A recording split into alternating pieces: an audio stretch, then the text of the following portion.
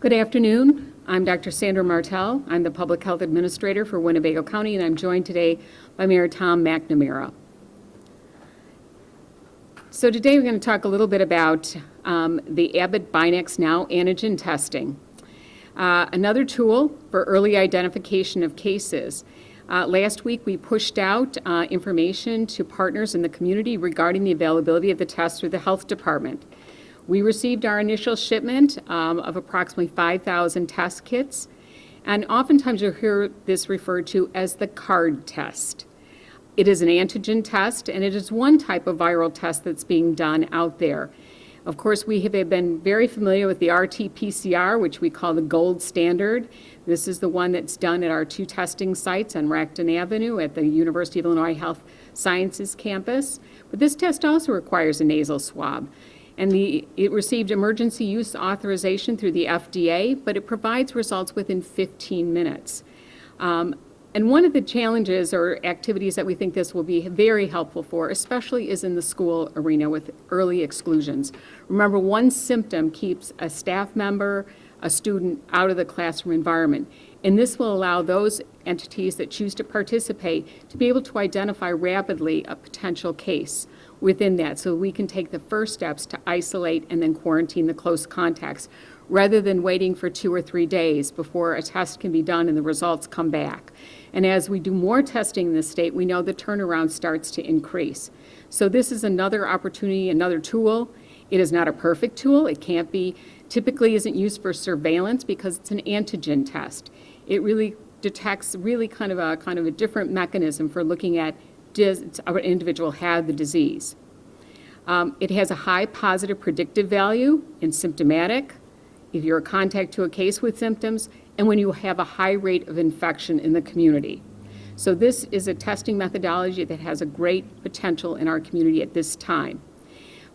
For the entities that are participating, just so you know, this isn't a do-it-yourself test kit. This is not something that you can just pull off the shelf. While it's what we call waived or not complex in terms of medical speaking, in terms of complexity in the what we call the clinical lab improvement amendment. It is not a home administered kit. It's a waived test, so it's simple to perform in an office. And Winnebago County Health Department is working with its partners to extend its CLIA waiver to entities without medical directors and or typical CLIA type licenses, which you typically are seeing in medical clinics. So schools don't typically have those. Workplaces typically don't have these. So we are working to extend our CLIA waiver and perform these tests under standing orders. It does require physician order and healthcare personnel to conduct the test and interpret the results. And while it is considered a waived test or simple to perform, it still requires the healthcare provider who is administering the test to wear PPE, including an N95 mask, face shield and goggles, gloves and gowns. And why? Because they are taking active live specimen from the nasal passages. And it does require biohazardous waste disposal capability. So for those of you who've been thinking about the home test and how easy this will be, this is definitely a test that still needs to be done under controlled circumstances. So we've outreached to provide our CLIA waiver and the standing order to test for schools, K through 12, universities, first responders, daycares, critical infrastructure, including water, utilities, waste disposal, federally qualified health centers, drug treatment, homeless shelters, and our developmental disability homes not covered through long-term care facilities. Our long-term care facilities are also receiving test kits through what we call HHS or the CMS Centers for Medicare and Medicaid so that they can provide those as well. These tests will be provided at no cost to individuals who are tested. Positive results will be reported through what's called the INED system and will be followed up by a case investigator and contact tracer. So these will be handled like any other positive testing in that scenario. However, when the test is negative, it may require confirmatory testing using the RT-PCR, given our high rates of positive and given the fact that when someone's symptomatic, if it comes back negative, we have a high degree of suspicion that this may be a false negative test and we'll send them on for additional testing. And we will be required to quarantine and isolate as well during that scenario. So each entity in our community is reviewing and considering how to best use this test in their particular environments and whether or not they can have that capability. But it's one more tool as this pandemic progresses on a positive note that we can begin early identification of potential cases in the community. So that leads me to the next step. If you're positive, case investors contact tracing. So we've been looking at some of the data out of our, what we call the Salesforce system, and frighteningly enough, approximately 30% of individuals with a positive test result do not follow up with a case investigator or contact tracer when they call. And what that tells me is that the case may not be appropriately isolated, close contacts cannot be identified, there cannot be appropriate quarantining of those close contacts, and what that ultimately does is lead to additional exposures and transmission of the illness in the community. So I want to remind the public that all information will be kept confidential. So when you talk to your case investigator and they follow up with your close contacts, they are not going to tell the information or where they got the information. They will simply say you've been exposed and you need to take the necessary steps and actions. Contact tracers, if they need assistance, and an individual may need help talking to their employer or their work environment about that, will work with them to follow the guidance to prevent the transmission in workplaces. So one of the things I'm going to tell you is to answer the phone. This phone number that you will see is area code 312-777-1999. 312-777-1999. If you call that number back, as you see it flash in and you know everyone's being very cautious about taking robocalls and other things, it will then know which phone you're using to call from. And so it will then go through it, and it will identify that you've called the Illinois Department of Public Health and will route that call back to us. So when you get that call, respond with facts and truth. Our goal is not to be judgmental. Our goal is to protect the rest of the community, protect the close contacts, continue to monitor you if you need hospital care to get you in promptly. You could prevent serious illness, and you could save a life. So please answer the phone call. Let's get our response rate up. And while the health department will be closed for routine business as a governmental entity tomorrow on Election Day, and we encourage everyone who has not yet voted to vote, both of our election authorities are prepared to manage you with safe social distancing with face coverings on. The COVID-19 team will be working to continue their case investigation, contact tracing, and daily data reporting. So they will be working tomorrow. So pick up that phone if you see 312-777-1999.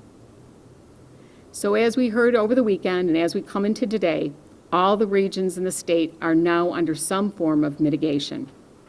And of course, Region 1 continues under what we call the next level of Tier 2 mitigations. We need the cooperation of the community to decrease the transmission. You need to wear your face coverings. Please stay home when you're sick. And while we're not going to talk about individuals, the number of individuals who go into workplaces or go into school or go into a place saying, I didn't think it was COVID for several days during the time frame and expose others unintentionally. Stay home if you are sick. Maintain 6 feet of social distancing with individuals outside of your household. This includes family members who do not live with you or close friends who you trust and you think they've been taking all the necessary precautions. It's these small social gatherings that are causing one of the increased risks for the community. We talked about this last week, limiting non-essential travel. So if you're an employer or a business, look at where your workers are going. Is that essential to the work that you're doing? Could you do it remotely?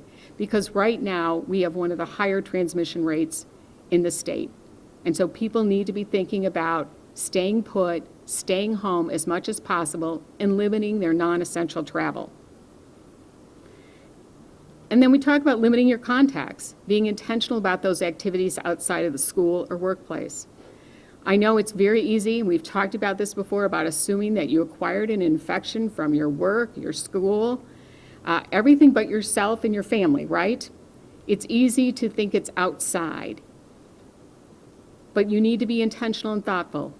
It's that dinner party with a household outside of your household.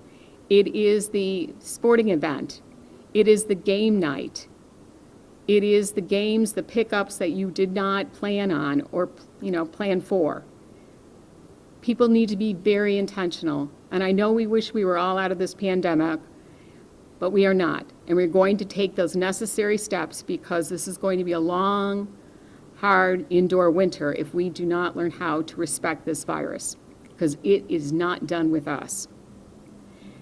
To those of you who go for testing, you need to quarantine until you receive your test results. Do not drive through and then go immediately to your workplace or school and then finish out the week only to find out you have a positive test result. Now, I've heard well, no one said to do that. We've said this multiple times. I know they give the directions out. They give you printed material. Please know that when you are testing, you need to quarantine. Because again, all those days while you're waiting for your test result, and if it comes back positive, all those days ahead are all those contacts potentially that are exposed. So please stay home if you test until you receive your test results. And this seems to be kind of common sense, but we seem to have lost some of this, is avoid potential super spreader type events. So whether that is observing Monday Night Football, whether that is going to a pre-election party or a post-election gathering, please know that those have the potential for being a super spreader event. Anytime that we're gathering large groups of people and we're taking off our face coverings to eat or drink, we raise the bar and we potentially transmit the illness. So new cases for Saturday through Monday, we saw 470. We are averaging 157 per day. Cases were among individuals ages 2 years to 82. We have 3 new locations of concern, and I come back to most of the time, these individuals are not going out, so we're bringing it in, whether we're a family member that wants to visit, or we've got an essential workforce member. That's Alden Deeb's Nursing Home, Carehead Rehab and Health, and Milestone Inc., the Searles ICF campus location. So with that, all that being said, we are now close to 11,500 cases. We are reporting 11,472 cases total since the start of this pandemic. And unfortunately, we're reporting 2 additional deaths. And we talk about this every time. They are 2 lives prematurely lost. And we mourn for their families and with their families for the loss of their loved ones. Our positivity rate is 14.9%. So if you think you're cheating by going to an indoor dining establishment or hanging out with some friends that are not in your household or getting together in groups that are larger than are recommended, you're not. Because our positivity rate is demonstrating that we are not able to slow down that transmission. We are not going down with the supposed mitigations. We are increasing. And while I've heard from the group, our hospitals, look, there's capacity. Again, I come back and remind you, they are explaining that they are also in a fragile standpoint. Because while they can surge up staffing, and the same individuals that are out in the community are also can get exposed is the critical infrastructure and workforce. So while they may have physical beds and rooms, they don't always have the sufficient staff to care for hospitalized individuals. So I come back to trying to use our common sense. I know we're tired. Pandemic's not tired of us. You're not cheating anyone by going out and sneaking an indoor dining event. With a positivity rate of almost 15%, you're putting your community at risk, you're putting all of our businesses at risk. And we've talked about this before, you're putting our children and the schools at risk. They continue to be the guardians at the gate to keep transmissions out of the school environment, but with this much positivity surrounding it, it's very hard. So I remind the public, you're right, we are not going to police ourselves, we can't put up a bunch of rules that you're not going to follow. You need to do the right thing. You need to decide it's time to kind of buckle down, stay put, keep your contacts low, wear your face coverings, and recognize that this pandemic will be something that we will try and get to the other side of. But we are all in this together, and we are all responsible for each other. And so we have to be thoughtful about that. So avoid the super spreader events. As much as you want to cheer your candidates on, do it in a way that's socially responsible. Your community is depending on you to do that. On a positive note, Heritage Woods has worked very hard and been able to stop the transmission within their environment, and they are coming off a community of concern or location of concern, having completed 2 incubation periods. So it can be done, even with high positivity rates. And overall, our recovery rate is 97%. So if you have not voted, please, that is an essential service. You need to go out and you need to vote. Wear your face coverings, maintain social distancing, and then celebrate in your household.